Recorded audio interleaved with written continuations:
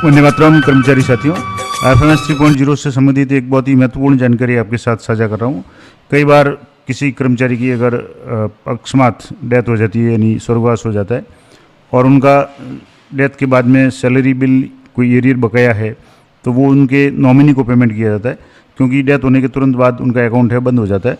और ऐसी स्थिति में आपको जो पेमेंट है, उनका जो भी बकाया पेमेंट है, वो उनके नॉमिनी को करना होता है। इसके लिए पूरा प्रोसेस क्या रहेगा, सैलरी बिल अगर कोई बाकी है, जैसे कर्मचारी है जिनकी 5 जून को डेथ हो गई, अब उनका जून माह का 1 से 5 तारीख तक का 5 दिन का सैलरी बाकी है, अब उसको नॉमिनी को कैसे पेमेंट करेंगे? तो इसके लिए 2 स्टेप में ये काम होगा।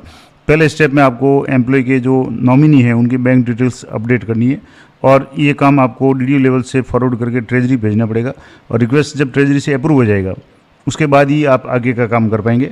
तो एम्प्लॉय बैंक डिटेल्स मॉडिफिकेशन के लिए आपको कहाँ जाना है? तो यहाँ से आप एम्प्लॉय पे क्लिक करेंगे, यहाँ से डीडीओ रोल में जा करके आपको यहाँ एम्प्लॉय मैनेजमेंट पे क्लिक करना है, और यहाँ एम्प्लॉय मैनेजमेंट पे आपको क्लिक करने के बाद में आपको यहाँ एक ऑप्शन मिलेगा नॉमिनी बैंक मॉडिफिकेशन, इस पर आपको क्लिक करना है। यहाँ जैसे आप क्लिक करेंगे तो जो भी कर्मचारी जिनका भी आपको बिल बनाना है उनके मॉडिफिकेशन में जा करके उनके पहले तो आपको नॉमिनी डिटेल्स है वो आपको अपडेट करवानी है, यानी मॉडिफाई करवानी है। तो इसके लिए आपको यहाँ से एम्प्लॉय को सिलेक्ट कर लेना है। यहाँ से एम्प्लॉय को मैं जैसे यहाँ से सिलेक्ट किया, और यहाँ से एम्प्लॉय सेलेक्ट करने के बाद में यहाँ से एक बार आप एम्प्लॉय को सिलेक्ट कर लें, थोड़ा सा ये ऑप्शन दूसरा आ गया। तो इसके लिए आपको बाय नेम सर्च कर लें, और यहाँ एक्शन पे बटन पे क्लिक करके जो फैमिली मेम्बर है उनको आपको सेलेक्ट करना है। फैमिली मेम्बर अगर ऐड नहीं है तो पहले ऐड करें, उसके लिए मैंने अलग से वीडियो बना रखा है। यहाँ से फैमिली मेम्बर को सिलेक्ट करें, यहाँ से जैसे जो भी फैमिली मेम्बर है उनको सेलेक्ट करना है, जो नॉमिनी है उनको। यहाँ FSc code, bank details, bank का नाम, ब्रांच का नाम, अकाउंट नंबर कन्फर्म करना है। डॉक्यूमेंट में आपको बैंक की पासबुक की फ़ोटोकॉपी या फ्रंट पेज या चेक बुक है वो आपको पेज उसका अपलोड करना है, और ये अपलोड करने के बाद में रिक्वेस्ट आपको ट्रेजरी भेजना पड़ेगा। जब ट्रेजरी से अप्रूव हो जाएगा उसके बाद आगे का प्रोसेस आपको करना है। तो ये सारा काम मैं पहले कर चुका हूँ। आज बात करेंगे कि उनका 5 दिन का पेमेंट कैसे बनाएंगे डेथ के बाद में, वो पेमेंट जो उनको नॉमिनी को देना है। तो इसके लिए अब जो दूसरा स्टेप है, एक काम तो ये हो गया, अब इसके लिए आपको पार्शियल पे में जाकर के पेमेंट इनिशिएट करेंगे। लेकिन जब पार्शियल पे आप सैलरी बनाएंगे तो अभी वो सैलरी कार्मिक के खाते में जमा होगी, जबकि कार्मिक की डेथ हो चुकी है, उनका खाता बंद हो चुका है। ऐसे में आपको दूसरा एक और काम करना है। वो काम करना है, यहाँ दूसरा ऑप्शन है एम्प्लॉय मैनेजमेंट में जाने के बाद मॉडिफिकेशन, और मॉडिफिकेशन में आपको एक तो था जो नॉमिनी बैंक मॉडिफिकेशन, ये आपने ट्रेजरी से अप्रूव करवा लिया। अब उसके बाद में आपको फैमिली एंड नॉमिनी डिटेल्स पे क्लिक करना है। यहाँ फैमिली एंड नॉमिनी डिटेल्स पे क्लिक करेंगे, एम्प्लॉय को यहाँ से सेलेक्ट करेंगे, और ये इंपॉर्टेंट काम जब तक आप नहीं करेंगे तब तक आगे का प्रोसेस नहीं होगा। यहाँ से कार्मिक को सिलेक्ट किया, और यहाँ से एक्शन पे क्लिक करके मॉडिफाई पे क्लिक करना है। अब आप देखेंगे तो यहाँ जीआई एम्प्लॉय जो नॉमिनी में है, ग्रुप इंश्योरेंस में नॉमिनी अपडेट है, स्टेट इंश्योरेंस में अपडेट है, और न्यू पेंशन स्कीम में अपडेट है। लेकिन कार्मिक की सैलरी देनी है तो इसके लिए आपको यहाँ ऐड नॉमिनीज, इस पर जो नीचे ऑप्शन है इस पर आपको क्लिक करना है। यहाँ क्लिक करने के बाद में आपको स्कीम्स सेलेक्ट करना है, और स्कीम्स में आपको यहाँ एरियर से, क्योंकि एरियर भी अगर मान लो कोई बाकी है उसके लिए आपको करना है, यहाँ से एरियर सेलेक्ट कर लें, और यहाँ से नेम ऑफ नॉमिनी यहाँ से सेलेक्ट कर लें। उसके बाद में रिलेशन जैसे वाइफ आ गया। अब शेयर कितना है, आप कितना देना चाहते हैं उनको, तो 100% जो भी नॉमिनी है उनको एरियर जो भी बनेगा वो 100% होगा।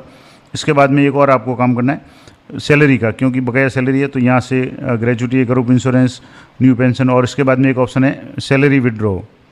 सैलरी विड्रॉ है, इस पर आपको क्लिक करना है, और यहाँ से आपको वापस नॉमिनी को सिलेक्ट करना है। रिलेशन जैसे वाइफ आ गया, और यहाँ भी सैलरी जितनी भी बाकी है वो 100% नॉमिनी को देनी है, तो यहाँ से 100% कर लें और ऐड पे क्लिक करेंगे। ऐड पे क्लिक करने के बाद अभी तक ये कंफर्म नहीं हुआ, इसको यहाँ नीचे एक ऑप्शन दिया हुआ है update family and nominee details, इस पर आपको क्लिक करना है, कंफर्म करना है, यस पे क्लिक करना है, और सेव सक्सेसफुली। अब ये जो है वो रिक्वेस्ट सेव सक्सेसफुली हो गया। अब जो भी आप काम करेंगे या जो भी आप इनके नाम से सैलरी वगैरह एरियर बनाएंगे वो नॉमिनी को जाएगा, क्योंकि 100% नॉमिनी को पे है।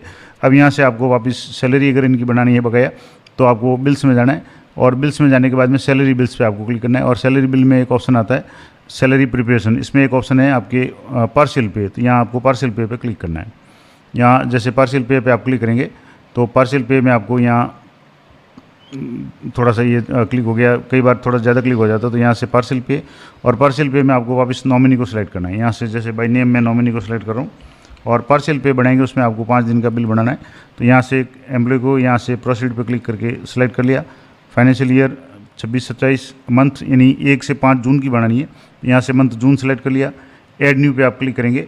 अब यहाँ आपको डेट सेलेक्ट करनी है कि किस तारीख से किस तारीख तक आपको इनका पार्शियल पे बनानी है, यानी जो नॉमिनी को देनी है, पेमेंट कितनी बाकी है। तो जैसे कर्मचारी की डेथ है 5 तारीख हुई थी, तो जिस दिन कर्मचारी की डेथ होती है वो दिन भी सेवा में माना जाता है। तो इस तरीके से उनको 5 तारीख का भी पेमेंट करना है, यानी 1 से 5 जून का पेमेंट करना। तो यहाँ से डेट इंटर में आपको यहाँ जून है, 1 जून से लिख दें, यहाँ से जैसे 1 जून कर लें, और 1 जून से यहाँ से 5 जून तक, यहाँ से 1 जून हो गया से 5 जून तक।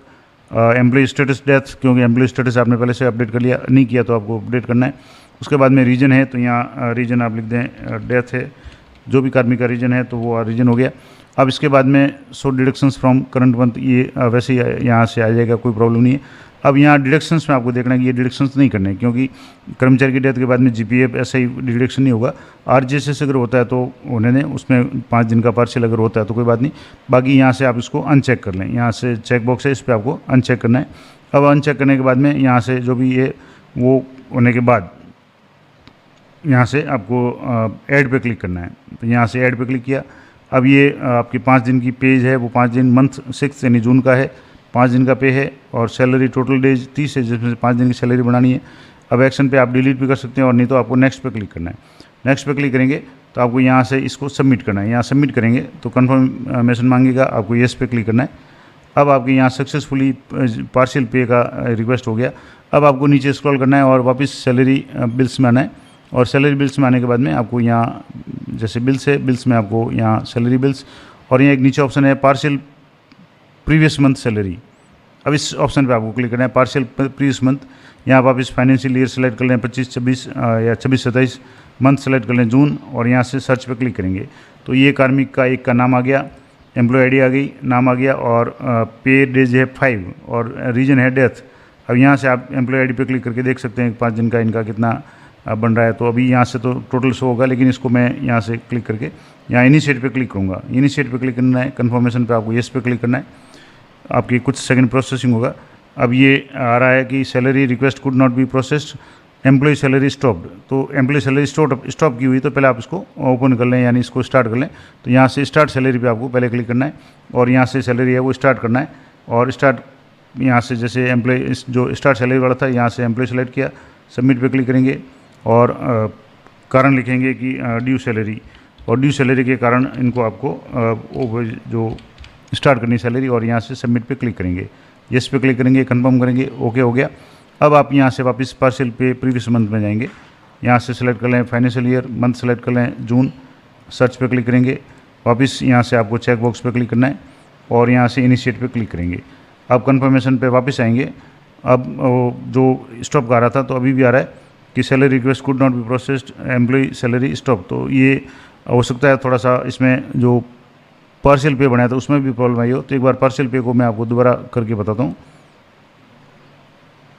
अभी जो एरर आ रहा था उस एरर के लिए मैंने सबसे पहले वापस पार्शियल पे में गया, और पार्शियल पे में जाकर के जो पार्शियल रिक्वेस्ट जनरेट किया था उसको वापस डिलीट किया। डिलीट करने के बाद में दोबारा पार्शियल पे का रिक्वेस्ट जनरेट किया, और अब वापस पार्शियल प्रीवियस मंथ सैलरी पे आएंगे, और यहाँ आकर के फाइनेंशियल ईयर सेलेक्ट करेंगे, यहाँ 26-27 मंथ सेलेक्ट करेंगे जून, और सर्च पे क्लिक करेंगे तो अब वापस नाम आ गया।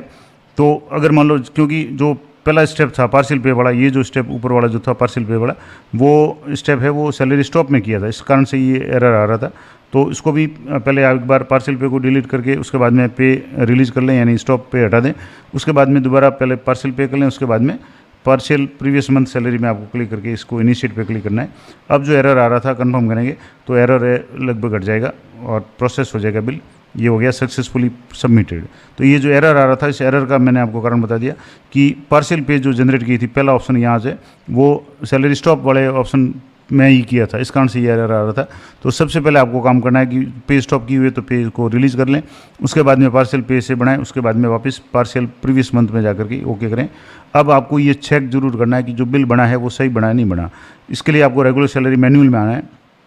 यहाँ आकर के आपको जून जुलाई सेलेक्ट करें। अब मंथ जैसे यहाँ अगस्त में तो आपके ये शो होगा नहीं, क्योंकि अगस्त का तो है नहीं मामला। तो ये जून है तो आपको जून सेलेक्ट कर लें, और यहाँ से ग्रुप जो भी ग्रुप था वो सेलेक्ट कर लें। यहाँ सीधे इसको क्लिक कर लें।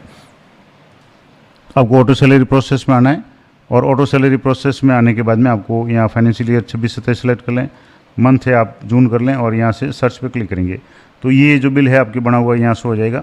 अब इस बिल को आप अच्छी तरह से चेक कर लें, इसके लिए आपको यहाँ रिपोर्ट डाउनलोड कर लें और रिपोर्ट डाउनलोड करके आप अच्छी तरह से देख लें कि इनका 5 दिन का ही बिल बना हो। यहाँ से मैं इसको थोड़ा सा और पूरा झूम करके आपको बता देता हूँ। यहाँ से जैसे ये देखेंगे तो यहाँ आपको विशेष ध्यान ये रखना है, यहाँ से एक बार और देख लें कि इनका जो बेसिक है वो 54,500 था। अब 54,500 में 30 का भाग देंगे, जून का महीना था, तो जो भी आ रहा है उसको 5 से गुणा करेंगे क्योंकि 5 दिन की सैलरी बनानी है।